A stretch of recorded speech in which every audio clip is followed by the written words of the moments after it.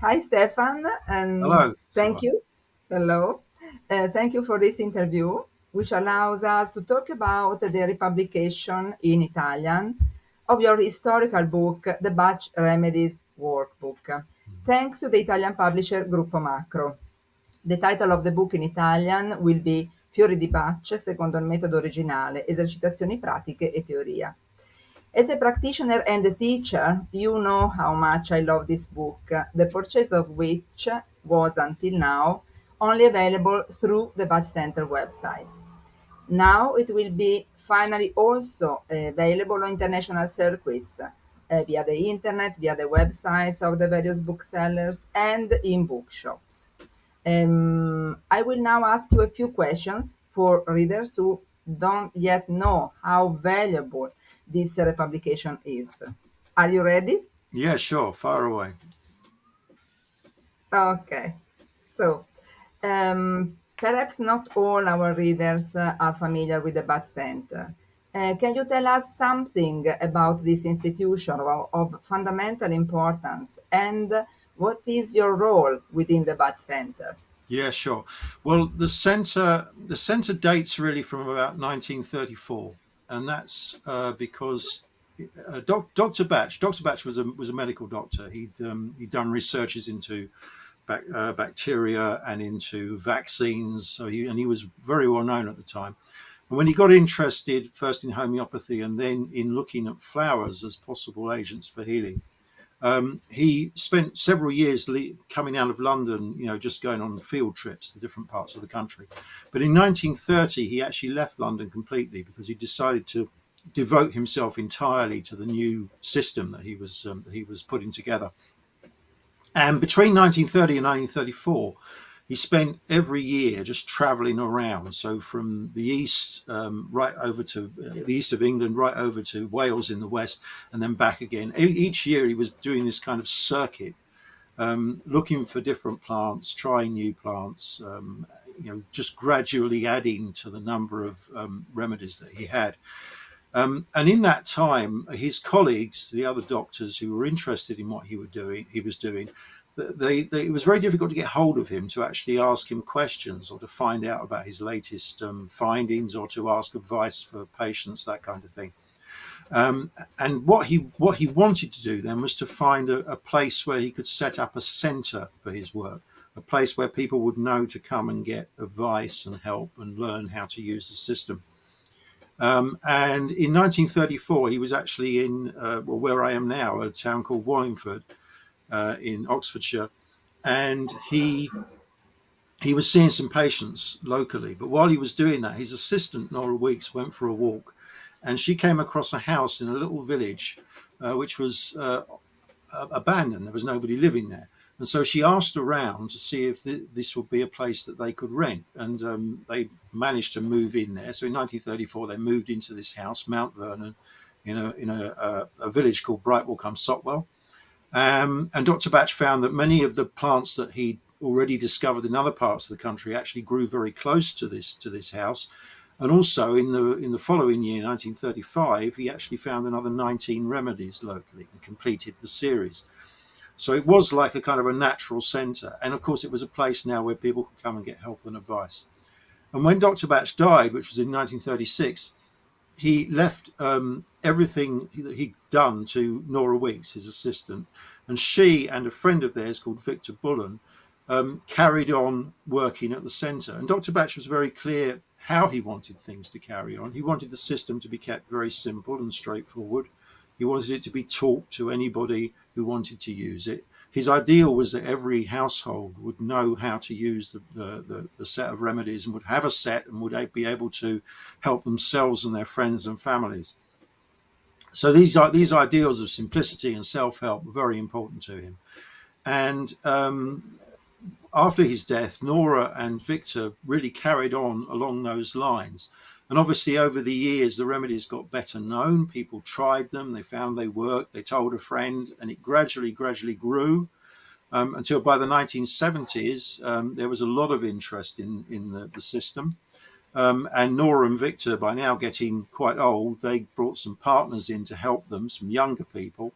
And as those people in turn got older, they've got other people in to help them. So the centre's kind of got this personal connection, really, with everyone being kind of chosen by the previous generation to carry on that work. So there's a great responsibility that comes with being part of the centre.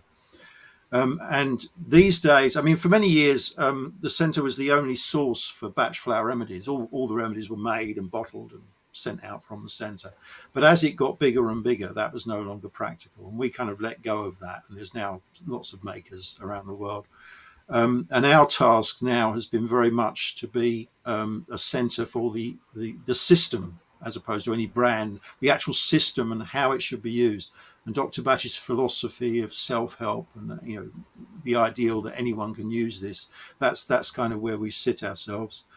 And my own personal role, I've been there since 1996, and I've been involved mainly in education. So my main job really is dealing with the education standards around the world. We have courses running in around 40 different countries, 20 odd languages. So we've got a lot of trainers everywhere.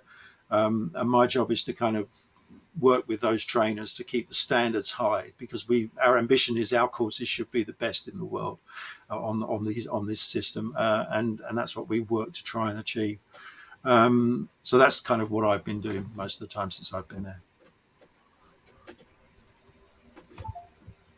Okay, thank you so much. And also, the Bach Center is in a very nice place, and so it's good also just to have a coffee there. Yeah, Now that absolutely. I there mean, is Nora's kitchen. it is open. Yeah, it is open to visitors. I mean, we're very happy for people to come and see. We've got a museum in the house. There's a cafe out the back, as you say. So we do get visitors from all over the world. So yeah, if anyone's in the country, please feel free to Yeah, visit. very, very nice, very nice. Okay, and how long have you been writing? Personally, I probably started writing when I was about 14. I had this kind of idea that I was going to be a great novelist when I was 14, and I started writing. I remember starting to write this extraordinary story, all based at sea with sort of shipwrecks and things, and I'd never even been on a boat, so I hadn't done the basic research. But more seriously, I picked it up kind of around the end of the 1980s, around 1990, around that time. I've been studying languages, and as I've been doing that, I've become more and more interested in the literature side of studying languages. And so it was a kind of a short step to start writing myself. And I did all kinds of things. I did some translations from Spanish. I did some short stories and some poetry. And I started writing about the Bach remedies really because my wife was working at the Bach Centre, and a publisher approached the centre and wanted a book on the remedies. And the people there who wrote books had already written several books on the same subject, so they didn't want to write the same thing again. So Chris suggested that as I was writing, maybe I could get involved. So I took that on as a project, and really I learned the system initially by writing a book about the system. And I obviously read everything that had been written by everyone else, did lots of research, talked with the people at the centre. But that was my first book on the remedies, and it was probably because of that I was invited to join the team a few years afterwards. Yes. And how does the reader benefit from your text? What do you think? Well, from this current book, from the book we're talking, from the workbook. Okay, the workbook is. I mean, I go back a bit. As I say, I studied languages, and when I was studying languages, I studied French and Spanish, and I'm an all or nothing kind of person. Okay, so if I study something, I go fully into it. So when I was studying French, for example, started studying French seriously, I was listening to the radio in French. I was going to see French films. If there was a program on television, I watched that. And I was also following, as well as a course I was actually doing, a structured course, I also got the kind of the BBC, like the British Broadcasting Corporation, used to have a whole series of language courses, which were very, very good, really, really well done. I got into the French and then later the Spanish BBC courses, and I kind of got a feel for how their courses are structured because I'd followed them so much. And when I started doing the workbook, okay, the thing that struck me, okay, there are several different types of books on the remedies, but there are two types that kind of stick out in particular. One is what I always think of as a book with 40 chapters, and a book with 40 chapters has, because there are 38 remedies in the system, and there's also a prepared combination for emergency use. So that's 39 chapters. And then the 40th chapter is either something on the history or something on dosage and something like that. So that's a 40 chapter book. That's kind of standard. And the other approach is where people look at situations. So my own book, Bachelor Remedies for Men, is an example of that. So it's where you look at the life of a particular kind of person and you try and suggest what remedies might apply at each stage of that person's life. Now, both of those approaches are fine. They're both useful approaches. But it seemed to me that both of them encourage the reader to read cover to cover. And if you read anything once, cover to cover, you won't retain. You'll retain maybe 5% of what you've read. And what I wanted to do was with the workbook was think of it more like a language course. My aim was that people who used the book fully would end up actually being able to speak Bach. They wouldn't just know some of the remedies. They'd actually be able to use it properly in their own lives because they'd have gone through it several times. So what I did with the workbook was quite deliberately had little short sections where you were continually coming across similar bits of information to remind you of it. I built lots of exercises into it, just as you would have in a language course, where you might have a bit on the grammar, but then you get some exercises to actually use it.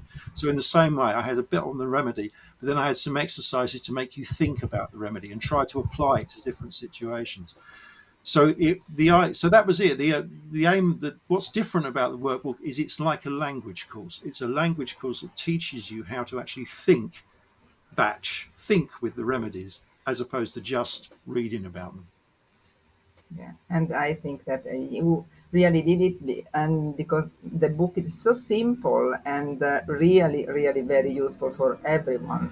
And I guess this differentiates this book from the others you have written, because the Yeah, others maybe are different. absolutely. I mean, most of the books I've written have been what I refer to as a situational type book. So I've done Bachelor Remedies for Men, which is looks at the life of average men, if there is such a thing, and just says these are the kind of things that happened at school and where the remedies might apply. These are the kind of things that happen when you start a relationship. These are the remedies, all those kind of things. So that's more. Those kind of books really are great if you want to look something up. So if you're starting a job, say, and you're a man, and let's take it like you've become a father for the first time, and you're a man, then reading Bachelor Remedies for Men, that chapter there might be useful to you at that time because it will give you some hints and some ideas. And similarly, if you've been told you need, I don't know, rock rose, one of the remedies, having one of the books with 40 chapters is great because then you can just look up that remedy and find out what it's for. That's brilliant. But my book isn't designed to be a reference like that. It's designed to be something you get hold of and engage with and put into yourself. You use it. It's really something you consume almost, and it becomes part of you. Perfect. And is a specific skill needed to read this book? A particular skill from the reader? Yeah, Yeah. particular skill. I mean, I don't know anything about Bach flowers. I can No, buy the no, book. you don't need to know Or anything at all. It's written with a complete beginner in mind. So if you know nothing at all about remedies, you can start with chapter 1 and work your way through, and then go back and work your way through again, and you will learn the system. The only skill that the reader needs to arrive with is a willingness to actually engage with the book. If you just read it cover to cover, it wouldn't work properly. You need to really engage with it. Yeah. yeah, So we can start as a beginner, let's Yes, say. absolutely. Yeah, Okay, it's ideal for beginners. absolutely. Yes, yes. Yeah. And if you could define this book with one word, which one would you choose? Uh, I probably say, oh dear. Um, I think the word I used just now is a good one. Engagement. Engage. It's all about engaging. Yeah. Okay. And what would you like your readers to know about this book? Or generally speaking, I mean, there is something that you would like to address to Yeah, the well, on other on readers? the new edition. I mean, I think it's useful to know that it's been revised, because any non-fiction book does go out of date in some ways. Addresses change, contact numbers, whatever, things change. So it's been revised for this edition, so it is a thoroughly up to date book. The other thing I'd say is, particularly for Italian readers, the other thing of interest is that the translator who worked on it has worked on several texts that I've been involved in, and she's actually a batch practitioner and a trainer herself, so she knows the system really well. One of the problems with batch books being translated into other languages is that often the translator, obviously knows the languages very well, but doesn't really know the remedies, and it's so easy to introduce, just use slightly the wrong word when you're describing a remedy, and you can kind of confuse readers by getting it mixed up with another remedy. So the fact that you've got a practitioner and a trainer who's actually done the translation, I think that's really useful. Yeah. Okay. Would you like to add something else for our reader or Well, anything no, I else? hope you enjoy the book. I mean, as I say, it has done the job I wanted it to do. It's now the set text on our level 1 distance learning program, for example, on the Bach Centre's distance learning program. So it has been involved in teaching a lot of people the system, I think thoroughly, and I hope Italian readers enjoy the new translation. I hope, and I'm sure, yes. Yeah, And thank you, then, Stefan. And as we already said, this book, Fiori di Bach, secondo il metodo originale, esercitazioni pratiche e teoria, edited by Macro Edizione, is the only exercise book faithful to the original method, okay? Because this is important to know. It's faithful to the original oh method yeah, in absolutely. a I mean, few simple and clear, yeah, everything the people at the Bach Centre are involved with. We are very careful about making it, something Dr. Bach would have approved of. Yeah. yeah, because this is, I think, an important concept for our reader Mm. because there are, as you said, plenty of books Yeah. on Bach flower remedies, and so Indeed. this is really faithful to the original method. And in a few simple and clear concepts, it deals with the 38 flowers, the original method, and also the philosophy behind it all. Mm. And the essential writing and practical examples given in this book make it an enjoyable, really enjoyable tool, even for those who know nothing about the Bach flowers. And therefore, it can not only be used in training by teachers, but also for a self training, as you said, self training reading. And so happy reading, I would say. Thank you again, Thank you, Stefan. Silvana. Yeah, happy reading, everyone. And we wait for further books from We'll see. We'll from see. Stefan. Yeah, we'll Okay. see. Thank you. Thank Thank you. you. Goodbye. Have Bye a bye. nice work. Bye bye.